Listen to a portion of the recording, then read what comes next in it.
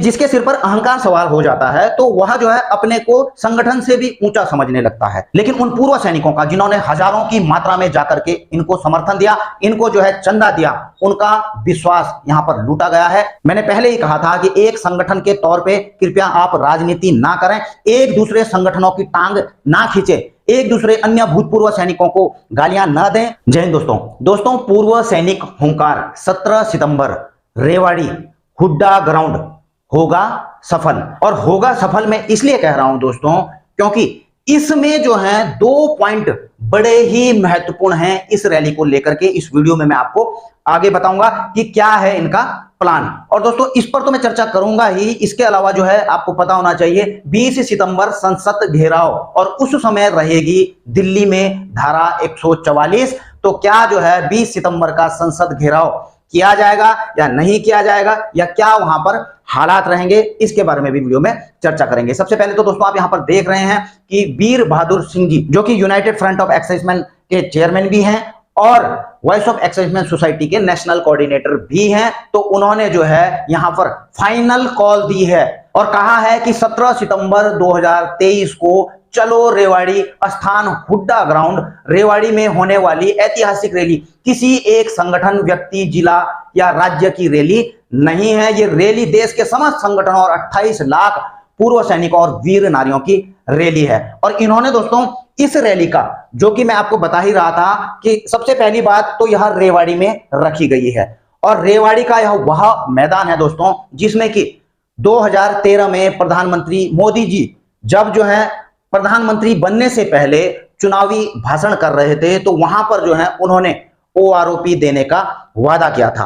और दोस्तों ऐसा नहीं, उन्होंने अपना वादा निभाया भी, ओआरओपी दिया गया पूर्व सैनिकों को। लेकिन दोस्तों यहां पर जो है वीर बहादुर सिंह जी लिखते हैं कि लेकिन मिलिट्री और सिविल ब्यूरोक्रेसी की जुगलबंदी इस ओआरओपी को ऑफिसर केंद्रित कर गई और हम लोग यानी कि जो जेसीओ जवान पूर्व सैनिक हैं ठगा सा महसूस कर रहे हैं। तो कहते हैं कि इसी अन्याय के खिलाफ आप सभी को जो है उसी ग्राउंड में यानी कि हुड्डा ग्राउंड में आना है रेवाड़ी में। तो दोस्तों पहला महत्व तो यह है रेवाड़ी हुड्डा ग्राउंड का कि वहां पर जो है पीएम मोदी जी ने वहीं से जो है ओआरओपी की शुरुआत की थी। और दूसरी चीज है दोस्तों यहां पर 17 सितंबर, यहां दोस्तों आपको पता है कि 18 सितंबर से जो है 18 सितंबर से दिल्ली में संसद में जो है संसद का सेशन स्टार्ट हो रहा है। तो दोस्तों हो सकता है, देखिए एक तो रेवाड़ी मैदान का असर हो सकता है, दूसरी चीज दोस्तों 18 सितंबर से संसद का सेशन शुरू है और इस सेशन के बाद आपको पता ही है दोस्तों कि 2024 में फिर से जो है चुनाव होने हैं और हो सकता है कि यह जो है आखिरी सेशन हो। इसलिए दोस्तों हो सकता है कि चुनाव को मद्देनजर रखते हुए, रेवाड़ी को रैली को मद्देनजर रखते हुए आखिरी जो है आखिरी यह संसद का जो सदन है वो जो चलना है, हो सकता है, मैं ऐसा नहीं कह रहा हूं कंफर्म किया आखिरी है, लेकिन इस चीज को देखते हुए और बिल्कुल इसके नियरेस्ट टाइम यानी कि 17 सितंबर को इस रैली को देखते हुए यह पॉइंट जो है संसद में उठाया जाए या फिर सरकार जो है चुनाव को देखते हुए जो है इस पर जो ओआरओपी में जो विसंगतियां हैं जिसकी मांग की जा रही है, जिनको सुधारने की मांग की जा रही है पूर्व सैनिक संगठनों के द्वारा, तो उस पर जो है सरकार चुनाव से पहले विचार कर सकती है। दूसरा दोस्तों आप देख रहे हैं इसके अलावा गौरव सेनानी एसोसिएशन उत्तराखंड भी जो है बढ़ चढ़कर वो जो है कॉल दे रहे हैं, सभी पूर्व सैनिकों को उत्तराखंड से इकट्ठा कर रहे हैं और लगातार जो है उन्होंने अरेंजमेंट भी कर दिए हैं, पूरी बसें भी उनकी तैयार हो चुकी हैं, पूरे प्लान बन चुके हैं, अब केवल जो है जाने की देरी है। तो सारा का सारा इनका जो है तकरीबन यह काम पूरा हो चुका है। और अगली चीज दोस्तों मैं आपको बताऊं, देखिए 20 सितंबर की अगर बात करें, आपने सुना भी होगा कि 20 सितंबर को भी जो है जंतर मंतर में सबका सैनिक संघर्ष कमेटी ने जो है संसद में घेराव करने के लिए पूर्व सैनिकों का आह्वान किया है। और दोस्तों सबसे पहले तो आप कुछ चीज नोट करना, इन्होंने जो है ट्विटर के माध्यम से ट्वीट किया है और किस किस को टैग किया है, सबसे पहले आप इन चीजों को नोटिस करें। Ravish NDTV, PMO India, defence minister of India, DCP new Delhi, Rahul Gandhi और अखिलेश यादव को। तो दोस्तों आपने ये देख ही दिया होगा उन्होंने किनको टैग करा और क्या लिखा है कि 20 सितंबर 2023 को 10 दिन से जंतर मंतर पर अनिश्चितकालीन धरना प्रदर्शन पर बैठे पूर्व सैनिक जवान करेंगे संसद घेराव और दिल्ली पुलिस एफआईआर की धमकी दे रही है, जनाब लाठीचार्ज करिए। तो दोस्तों आपको पता होना चाहिए यह जो है जो इन्होंने लिखा है किसके रिगार्डिंग लिया है, इन्होंने जो है परमिशन मांगी थी संसद घेराव की दिल्ली पुलिस से। लेकिन दोस्तों आप यहाँ दिल्ली पुलिस का जो है यह लेटर देख रहे हैं, तो दिल्ली पुलिस ने साबका सैनिक संघर्ष कमेटी को मना कर दिया है परमिशन देने से। और दोस्तों क्या लिखा है कि in this regard it is to inform you that section 144 CrPC is in force in entire area of New Delhi district except Jantar Mantar. Jantar Mantar को छोड़ करके दिल्ली में जो है सभी जिलों में जो है धारा 144 लागू रहेगी जब संसद का सेशन चल रहा होगा। Therefore, march from Jantar Mantar to Parliament House New Delhi on 20/9/2023 can not be permitted.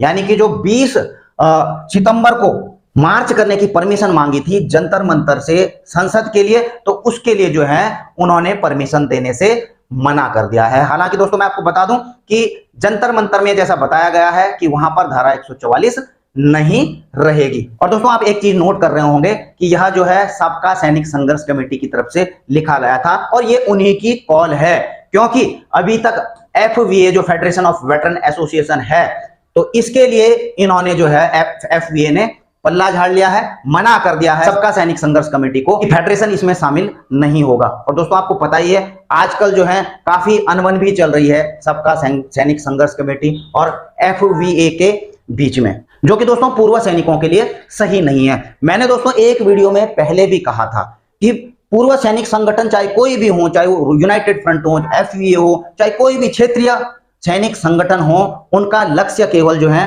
पूर्व सैनिकों के हित के लिए सरकार से मांग करना है, संघर्ष करना है। लेकिन जब जो है किसी के कोई मेंबर हो सकता है दोस्तों, कोई संगठन तो देखिए दोस्तों कोई खराब नहीं होता, उसके मेंबर ही जो कोई बिगड़े हो सकते हैं।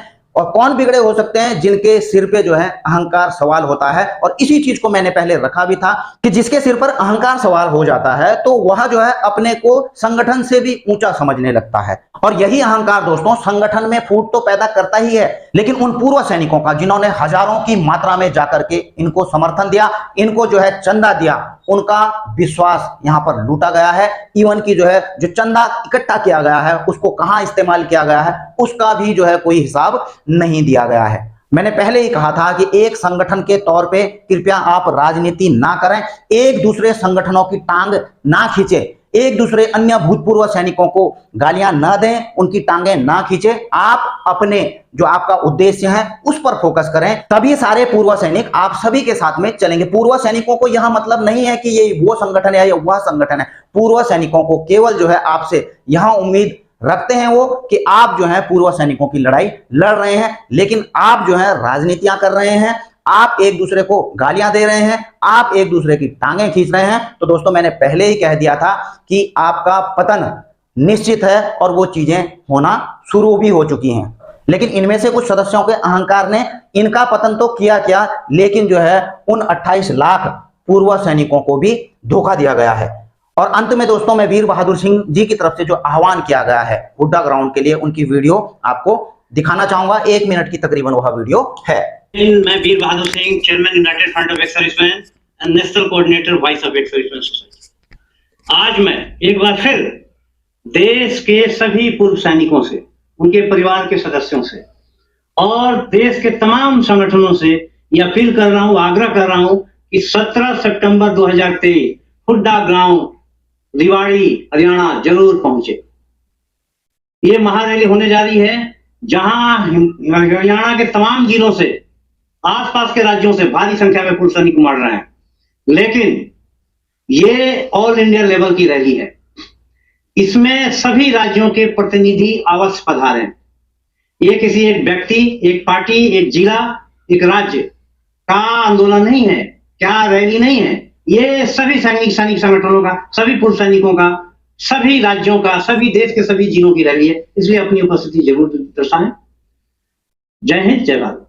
तो दोस्तों उम्मीद करते हैं कि रेवाड़ी के इस मैदान में जो कॉल की गई है वहां पर जो है ज्यादा से ज्यादा पूर्व सैनिक इकट्ठा होंगे और सरकार जो है इस रैली का संज्ञान संसद सत्र के दौरान ले, चाहे चुनाव से पहले ले, लेकिन OROP की जो विसंगतियां हैं, पूर्व सैनिकों की जो मांगे हैं, उसका संज्ञान लेते हुए उस पर जो है तुरंत कार्रवाई करने का प्रयास करें। इसी उम्मीदों के साथ मैं यहीं पर अपनी वीडियो समाप्त करता हूं। जल्द मिलेंगे नई वीडियो में नई जानकारी के साथ। जय हिंद, वंदे मातरम।